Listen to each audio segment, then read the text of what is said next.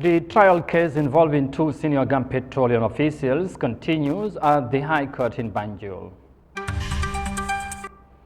Ghana's inflation rate rises to over 28% in May amidst growing economic challenges. And the Ukrainian crisis dominates this year's International Economic Forum in Russia. Well, this and more coming ahead on The World Today.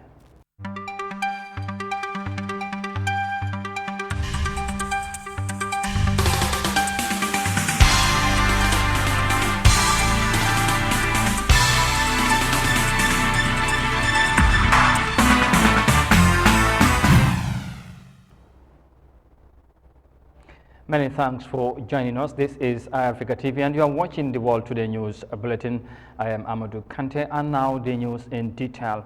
Now the Managing Director of Star Oil Gambia, Mr. Abdurrahman Barrow, has testified on behalf of the Petrogas company in the 8-count crime charges trial against two senior officials of Petroleum.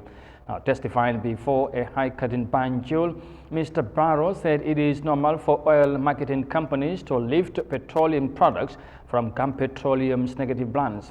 Both the former general manager, Yahya Jammeh, and former operation manager, Lamin Gassama, have denied any wrongdoing. Mafuji Sise has more details of that in this report. On the cross-examination, lawyer Christopher Emmanuel Menen ordered for the witness to be shown Exhibit P95, which is the throughput agreement between Petrogas and Petroleum, which the witness identified as correct, but said both Star Oil Mali and Star Oil Gambia are not parties to Exhibit P95 agreement. Mr. Barrow told the court that the contract is the basis of the relationship between Petrogas and Petroleum, and if any of them act contrary to the agreement, it will mean a breach of the contract. According to Mr. Barrow, despite being a member of the board of directors, he does not know that the other oil marketing companies have throughput agreement with Petroleum. At this point, lawyer Christopher Menen put to the witness that he wants the court to believe that he does not know all the other OMCs had throughput agreement with Petroleum as a board member. But Mr. Barrow said he assumed they had a throughput agreement, but he has never seen it, saying that is the normal practice to have a throughput agreement with the Petroleum. The 11th prosecution witness told the crowded court that Exhibit P95 has indicated that to uplift on negative balance for operational reason, it has to take 3 days or a month before the closure of the account. Mr. Barrow agreed that Petrogas has failed to deliver on this promise by failing to replenish the Petroleum, who had the right to stop or to authorize legal action because of the breach of contract. The witness affirmed that Petrogas was only able to clear its negative sometime in October 2021, and sometimes it uplifts products even on a negative balance. The witness also confirmed that he had requested Petroleum to allow Petrogas to uplift product on negative, adding that at some point the former general manager, Yahya Jammeh, was worried about the negative that was owed to Petrogas, and he would not allow Petrogas to load or operate. Mr. Barrow said he can remember a time when he reached out to the former general manager, Yahya Jammeh, informing him that the negative is ascertained and they were taking up the liability, and once Star Oil takes ownership of the Petrogas, they will clear all the negative. He reiterated that he reached out to the former general manager, Jammeh, through phone call, WhatsApp or by email, adding that at this point the Petrogas were not allowed to upload products because of the negative balance.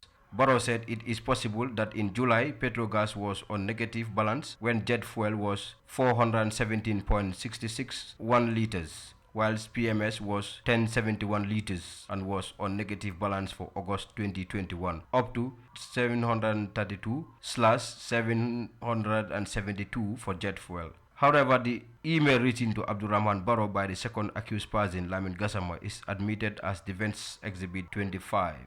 For Eyeafrica News, I am Mafuji Sise. Moving on, the 2022 African COEs Forum has ended in Cote d'Ivoire with a renewed call to address the growing food insecurity in the continent. Now, Africa heavily relies on imported goods to feed its people, with over 80% of the continent's food coming from outside, despite the available natural resources in the continent. With this year's theme focusing on sovereignty, The Ivorian president urged the private sector to enhance investment in addressing food insecurity amid the prevailing economic challenges. Let's have more details of that in this report.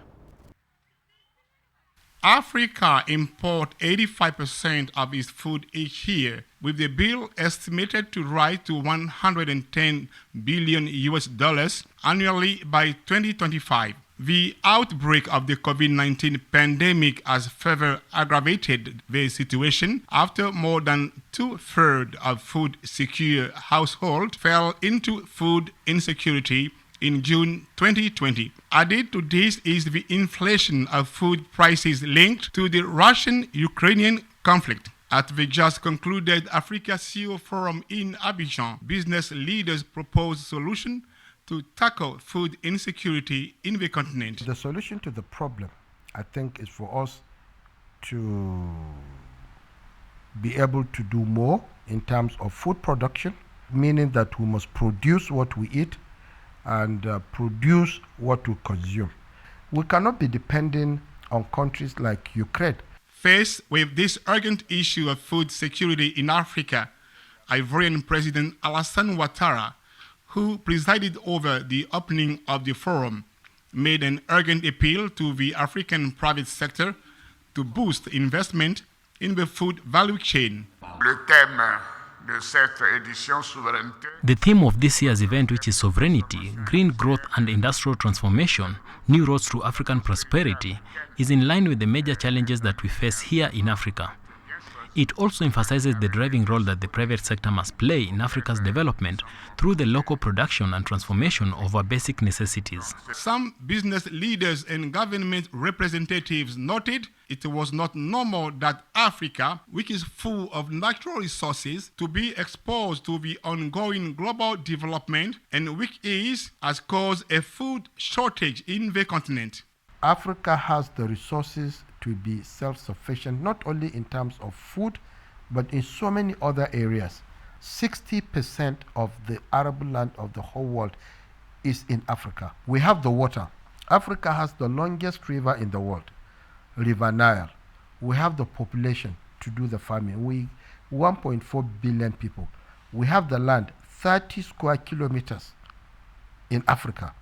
So we have everything possible to be self-sufficient. Why are we not doing it? Many CEOs at the forum see the current food insecurity as an opportunity and a wake-up call for Africa to step up and look for solutions.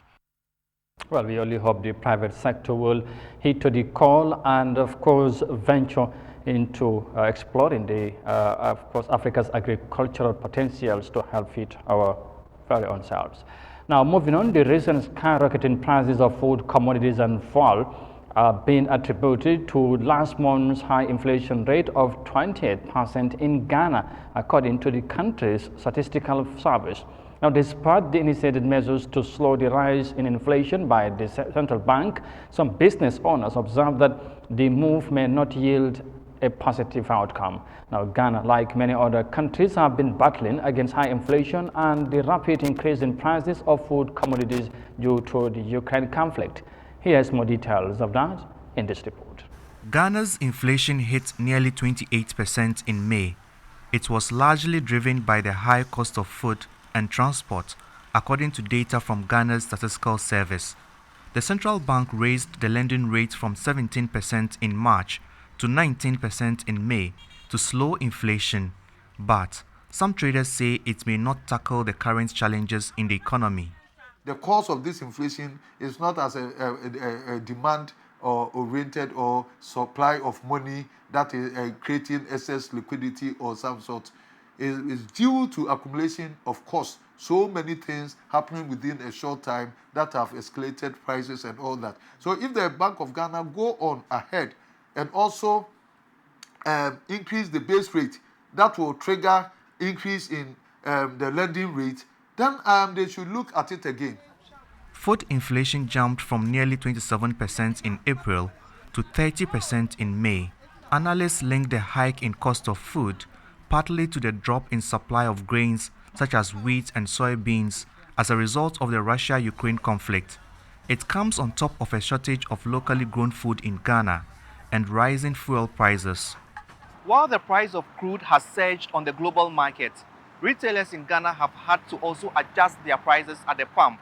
Since January, fuel prices have shot up by nearly 50%, so commercial drivers have also increased transport fares. Taxes make up about 40% of fuel prices in Ghana. Some analysts want the government to cut taxes on fuel to reduce inflation. Times like this, policies that you churn out are supposed to be policies that will put money in the people's pocket directly. Okay, so on that score, I would say that yes, government may have to look at some of the levies that they place on petroleum product. But the government says it is not considering any tax cut on fuel prices for now.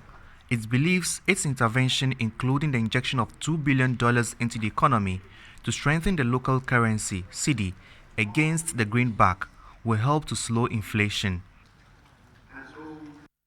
And that report is coming from the Ghanaian capital, Accra. Moving on, the World Trade Organization has recently held a press conference in the framework of its 12th Ministerial Conference in Geneva, Switzerland, where they highlighted plastic pollution as one of the greatest problems the world is facing. Our reporter Binti Jallo is covering the event, and she tells us more in this report. Plastic pollution has become one of the world's most pressing environmental issues, as rapidly increasing production of disposable plastic products has overwhelmed the ability to deal with them. Plastic pollution is most visible in developing Asia and African nations, where garbage collection systems are often insufficient. But the developed world, especially in countries with low recycling rates, are also having trouble in properly collecting discarded plastics. Plastic trash has become so ubiquitous that it has prompted efforts to write a global treaty negotiated by the United Nations. As the WTO is currently intensifying discussions on the issues affecting the world, its Deputy Director General, Santing Chang, said they are putting in efforts to see that the situation is addressed. We start by recording that on 15 December last year, 3 separate environmental initiatives launched their ministerial statements, even though at the time we had to postpone MC12 due to the COVID-19. Participants decided to go ahead and adopt their statement. The hard work had been done, and the issues at stake were too important to let any time pass by. That was a historical moment for trade and the environment at the WTO.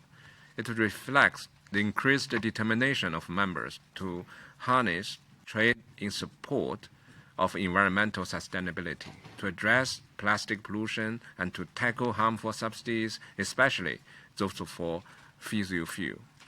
Australian Ambassador George Mina highlighted the importance of discussing environmental issues. Can I say we are all aware in our daily lives of the scourge of plastic pollution. We know that 8 million pieces of plastic find their way into the ocean every single day. So we're talking about a very significant problem. We can't overstate the size of that problem. We have welcomed the big breakthrough at the United Nations Environment Assembly on the resolution for working towards an internationally binding agreement. And of course we know that global trade plays a very important part in the life cycle of plastics. Trade in plastics itself accounts for 5% of the value of global trade. So we've got to play our role. The WTO, the trading system, must play its role in the resolution of the problem. The ambassador of China, Xinjiang Li, reaffirms China's commitment in helping the world to be free from plastic pollution. China is ready to work with other members to share experience, explore effective models, and jointly promote global efforts to curb plastic pollution. China is honored to have participated in organizing the WTO dialogue on plastic pollution since 2019. We greatly commend the active participation, support, and interaction of the co-sponsors, all interested WTO members and stakeholders. Over the past 2.5 years, the openness, inclusiveness, enthusiasm, solidarity, and mutual trust demonstrated by all participators have been impressive. Millions of animals are killed by plastic every year, from birds to fish to other marine organisms.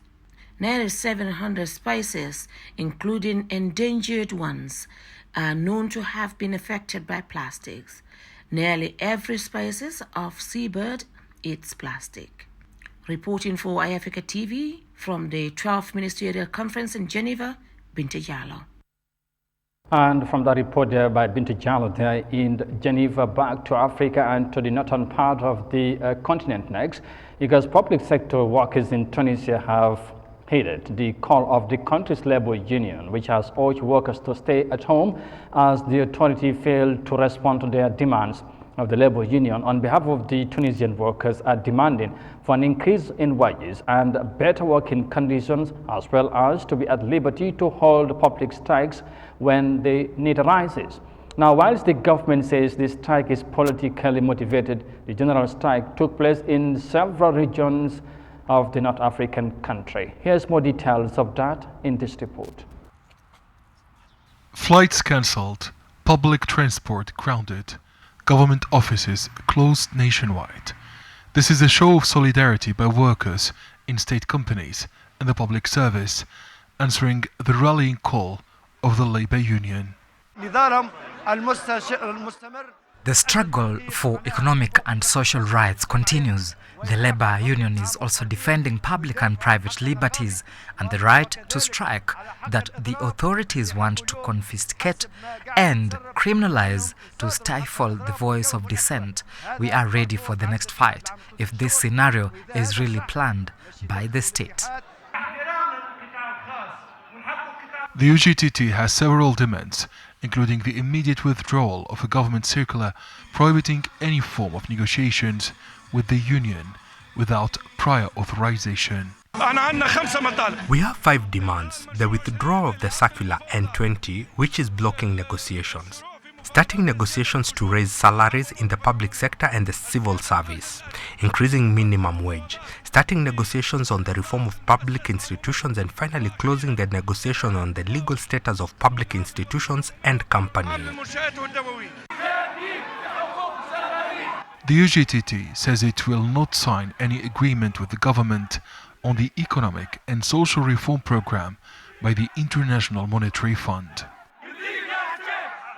The IMF made it clear that it won't provide any loan tranche without a signed agreement between the government and the labor union. Now Tunisia has no alternative but to provide the much-needed money, as the UGTT opposes any IMF deal. The general strike has a very high economic cost. It also shows a negative image of Tunisia as being unstable politically, economically, and socially. The general strike was observed in 159 state institutions. The Tunis-Carthage International Airport remained closed. Observers say this social protest has disrupted public transport and paralyzed Tunisia's ailing economy. Analysts believe that the general strike has widened the gap between the government of Najla Boudin and the powerful labor union. Unionists are calling for higher wages for workers, while the authorities describe the strike as politically motivated against the head of state. This is Eyeafrica TV and you are watching the World Today News Bulletin live from our studios in Banjul. And from the report there in Tunisia, we now take a break and come back shortly.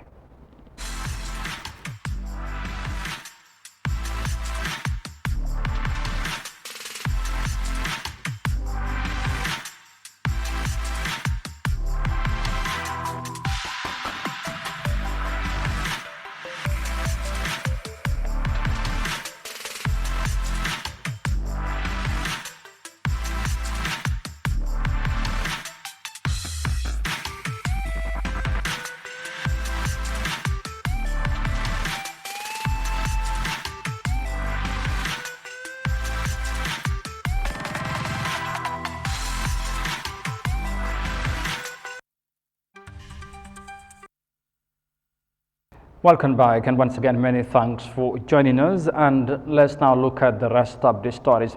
Now, discussion on climate change and conflict resolution by Nigeria's National Institute for Security Studies participate at SIS Gambia commenced on Wednesday. Now, the State Intelligence Security hosted the delegation that includes the Institute's commandant and faculty members and students on a climate change and national security study tour in the Gambia. Moses Imendi tells us more of that in this report. The cohort 5 students of National Institute for Security Studies of Nigeria study tour in the Gambia is born out of collaboration between SIS Gambia and the NIS. The tour is organized under the theme Global Climate Change Prospects and Priorities for Economic Development and Conflict Resolution. It is expected to provoke productive discussions on climate change and conflict resolution. A.S. Adeleke FSI Daga MNI, Commandant of National Institute for Security Studies of Nigeria, expressed delight in being in the Gambia and explained that security management is a collective responsibility and development cannot be achieved in the absence of proper national security. The management of security of any nation is a collaborative effort. All of us must be aware that security is central to development. Without development, without security, there can't be development. The people, administrators, captains of industry, and in fact, the press must support the DGSIS to ensure peace and stability in the Gambia. He also called for action to tackle the impact of climate change that is currently being felt in the country. Alhaji Osman Sow, Director General of SIS, indicated that the SIS is metamorphosing from a state-centric institute to a human security, and therefore climate change subject falls within their domain. The reference point is moving from state security, state-focused security, state-centric security, to human security. And there is no gainsaying that climate change and its impact and its effect is indeed causing huge challenges to lives and livelihoods. And therefore, if the reference point is now human security, what better topic to discuss now than climate change and its implications for lives and livelihood. He said every futuristic security service must look at sustainable development by catering for the present without compromising future needs. Major General Mamat Ocham, Deputy Chief of Defense Staff of the Gambia Armed Forces, highlighted how climate change can affect internal and external security environment. Because climate affects the livelihood of people, and livelihood will also affect their political behaviors, which in turn will affect the internal and the external security environment.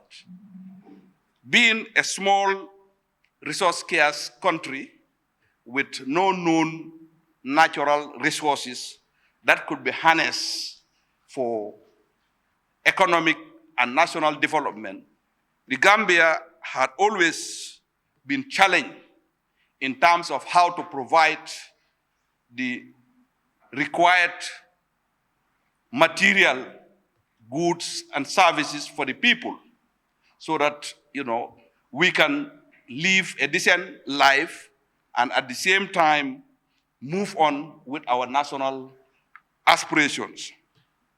He took the audience through the memory lane, citing the 1981 coup attempt, 1994 coup, and 2016 political impasse as instances that compound the national security challenges, and revealed that the armed forces and its governance laws reformation is ongoing. He further explained that the army will also be reoriented to comprehend its constitutional mandate. The 26-member delegation will have a week-long stay in the Gambia, wherein climate change, presentation by experts, and visits to climate change sites will be conducted. Established in 1999, the NIS is the first and foremost intelligence security training institute in Nigeria. It provides top-level security to efficiently and effectively deal with the plethora of security challenges in a democratic dispensation. The occasion was jointly organized by the Armed Forces and Ministry of Environment and Climate Change. Moses Mendy, Eyeafrica News. Thank you, Moses, for the report. On to our final story now, because this year's St. Petersburg International Economic Forum in Russia has been dominated by the Ukrainian crisis thanks to its impact on the global economy. Participants from over 90 countries, including African nations such as Ghana, are attending the forum, and the Western sanctions against Russia have left them worried about the situation. Now, experts at the forum said that countries are increasingly becoming self-oriented for a fear of becoming targets for future sanctions. Let's have more details of that in this report. After several days of rain, the sun appeared over St. Petersburg. But at Russia's Economic Forum, and judging by the comments of its participants, economic troubles appear to grow darker by the day. And many voices are warning of a possible global recession triggered by the Ukraine crisis and the latest anti-Russian sanctions. It was the Western sanctions on Russia that everyone here were talking about. People here understand that their consequences affect not just Russia and the West, but many others, including African countries like Ghana. Unlike all Western countries, Ghana decided to participate in this year's forum because of the close economic relations with Russia. Ghana is concerned about the country's food supply stability, which might be directly impacted by the sanctions against Russia. About a few weeks ago, my country launched a project to build a new fertilizer factory, about $2 billion. We also have a waste management company in Ghana called Zoom Lion, which has also started constructing their own fertilizer plant for the country, because all our fertilizers are imported from Russia. Ghana's example can be easily replicated in many countries around the world. The governments are trying to minimize potential negative effects from any form of the third-party interference. Replacing the US dollar with the national currency for trading is steadily becoming a global trend. All the payments between our two countries in US dollars are controlled by the USA, and in any moment they can impose restrictions on those payments. They can either block those transfers or make them significantly more complicated and difficult. Experts here say that the countries are increasingly self-oriented because of the fear they can become a next target for future sanctions. And many of participants at the forum say that the era of uncontrolled globalization is over and that we are witnessing the shaping of the new world. And from the report from St. Petersburg in Russia, we eventually bring this news edition to an end. But for more details on this and other stories, as always, as ever, you can visit on our website on Eyeafrica.tv. The TWT News Bulletin returns on Monday, but of course for now, many thanks for the pleasure of your company. Thanks for watching and do have a pleasant weekend. Bye for now.